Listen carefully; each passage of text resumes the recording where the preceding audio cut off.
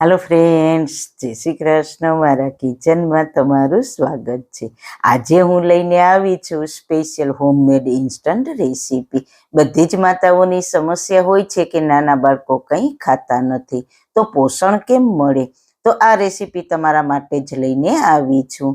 तो बनावो अने पोषणनी समस्याने भूली जाओ। तो आजे आपणे घरमां रहेल सामग्रीमांथी इंस्टंट सेरेलेक बनावीशुं।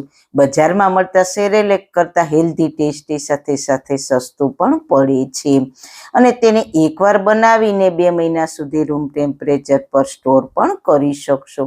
तो चलो मारी साथे हेल्धी टेस्टी रेसिपी बनाववानुं स्टार्ट करीए।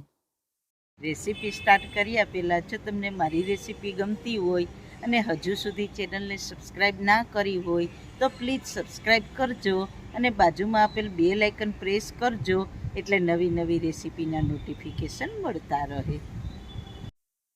वाळना तमाम प्रकारना प्रश्नों सोल्व करतुं 42 जड़ीबूटीओथी बनावेलुं औषधि तेल जे अमे लोको जाते ज घरे तैयार करीए छीए। कोई पण केमिकल्सना उपयोग वगर बिलकुल नेचरल छे। 42 जड़ीबूटीओ भेगी करीने लोखंडनी कढ़ाईमां औषधि तेल तैयार करवामां आवे छे।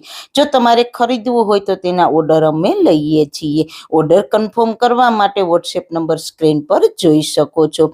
जो तमारे आ तेलनो पूरो विडियो जोवो होय तो तमने आ चेनल पर मળી जशे अने डिस्क्रिप्शन बॉक्स में लिंक पण मूकेली छे। सौथी पहेला होममेड इंस्टंट सेरेलेक बनाववा माटे आपणे सामग्रीनुं माप जोई लईए। तो 1.5 वाटकी पौवा जे बटेटा पौवा बनाववाना आवे छे ते लीधा छे। पौवानी जग्याए तमे चोखा पण लई शको छो, पण चोखाने पलाळवानी झंझट वगर आजे आपणे इंस्टंट सेरेलेक बनाववाना छीए एटले पौવાનો उपयोग करीशुं। तेज मापथी 2 वाटकी मखाना लीधा छे। तमारे घरमां रहेल कोई पण वाटकीनुं माप सेट करी लेवानुं। 1 वाटकी बदाम ने 1 वाटकी काजू लईशुं। 1 वाटकी अखरोट अने 1 वाटकी खारेक। खारेकना मेठड़िया अलग करीने लीधा छे। सेरेलेकमां गळपण माटे आपणे खारेक एड करीशुं एटले आपणे खांड के साकर नहीं उमेरवी पड़े। 1 वाटकी डाळियानी दाळ अने 1 वाटकी शेकेला सींगदाणा। सींगदाणाने मैं शेकीने फोतरा अलग करी लीधा छे। 1 मोटी चमची पम्पकिन सीड्स अने अर्धी चमची सूंठ पाउडर।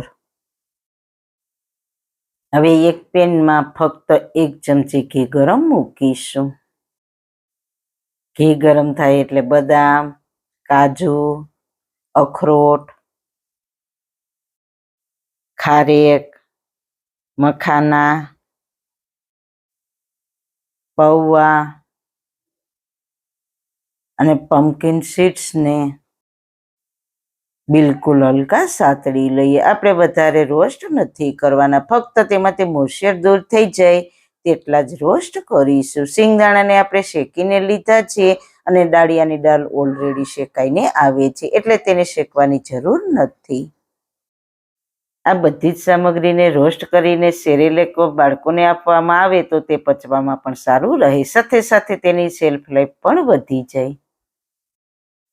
डाळियानी दाळ उमेरवी बिलकुल ऑप्शनल छे। हूँ 6 महीनाथी 12 महीनाना बाळको माटे बनावुं छुं एटले डाळियानी दाळ एड करी छे।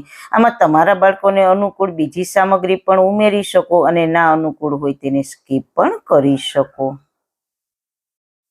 जो तमे कायम एक टाइम सेरेलेक खवडावता हो तो ड्रायफ्रूटनी क्वोंटिटी तमे पौवा जेटली पण लई शको छो। बस आ बधी ज सामग्रीने हलकी रोस्ट करीशुं। मखानाने जोईए तो ते क्रिस्पी थई गया छे तो गैसनी फ्लेम बंद करी दईशुं अने सुगंध पण सरस आववा लागी छे। हवे तेने एक प्लेटमां ट्रांसफर करी लईए एटले झड़पथी ठंडा थई जाय। ठंडी थई जाय पछी लईशुं मिक्सर जार, तेमां आपणे रोस्ट करेली सामग्री एड करीशुं। त्यारबाद डाळियानी दाळ, शेकेला सींगदाणा अने सेरेलेक बाळकोने पचवामां एकदम हलको रहे तेना माटे अर्धी चमची સૂંઠ પાવડર એડ કરીશું. તમે ઇલાયચી પાવડર પણ ઉમેરી શકો છો. બધી જ સામગ્રીને પીસી લઈએ. મિક્સરને આપણે પલ્સ મોડમાં ચાલુ બંધ કરીને પીસવાનું છે. જો વધારે પીસાઈ જશે તો બદામ અને અખરોટમાંથી તેલ નીકળી જશે અને આપણો ફાઇન પાવડર તૈયાર નહીં થાય. તમે જોઈ શકો છો એકદમ સરસ ફાઇન પાવડર તૈયાર થઈ ગયો છે. આને આપણે ચાળવાની પણ જરૂર નથી. જો તમારે ચાળવો હોય તો તમે ચાળી શકો છો. તેને આપણે એરટાઇટ કન્ટેનરમાં ભરીને પૂરા 2 મહિના સ્ટોર કરી શકશો. રૂમ ટેમ્પરેચર પર પણ ખરાબ નહીં થાય. તો તૈયાર છે આપણો હોમમેડ હેલ્ધી ટેસ્ટી સેરેલેક. આ રીતના પાવડર બનાવીને તૈયાર રાખો તો તમે જ્યારે બહાર જાઓ ત્યારે ડબ્બામાં ભરીને સાથે લઈ જાઓ, એટલે જ્યારે પણ બાળકોને આપવાનું થાય તો ગરમ દૂધ કે પાણીમાં મિક્સ કરીને આપી શકો છો. હવે બાળકોને કઈ રીતના બનાવીને આપવો તે જોઈ લઈએ. તો તેના માટે તપેલીમાં થોડું પાણી ગરમ મૂકીશું. પાણી એકદમ સરસ ગરમ થઈ જાય પછી એક કટોરીમાં 2 ચમચી સેરેલેક લઈશું.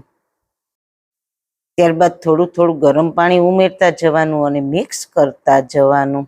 લમ્સ ના રહે તે રીતે મિક્સ કરીશું. સેરેલેકને તમે દૂધમાં, મોસંબીના રસમાં, સંતરાના રસમાં કે પછી તરબૂચના રસમાં મિક્સ કરીને પણ આપી શકો છો. બસ આ રીતના લિક્વિડ ફોર્મમાં આવી જાય તેવું બનાવવાનું. ખાસ તો તમારું બાળક કેવું ખાઈ શકે તેવી થિકનેસ રાખવાની છે. હજુ થોડું ઠંડુ થાય એટલે ઘટ થશે. તો બાળક માટે બિલકુલ ખવડાવવા માટે સેરેલેક તૈયાર છે. આપણે આમાં ખારેક ઉમેરી છે એટલે ગળપણ ઉમેરવાની કોઈ જરૂર નથી. તો વાલા બાળકો માટે સેરેલેક બનીને તૈયાર છે. તો જરૂર એકવાર ઘરે ટ્રાય કરજો. તો મિત્રો, તમને મારા સેરેલેકની રેસીપી કેવી લાગી મને કમેન્ટ કરીને જરૂર જણાવજો. અને તમે હોમમેડ સેરેલેક બનાવો છો તો કેવી રીતે બનાવો છો એ પણ મને કમેન્ટ બોક્સમાં જરૂર જણાવજો. ફરી મળીશું એક નવી જ રેસીપી સાથે. ત્યાં સુધી બધાને મારા જય શ્રી કૃષ્ણ.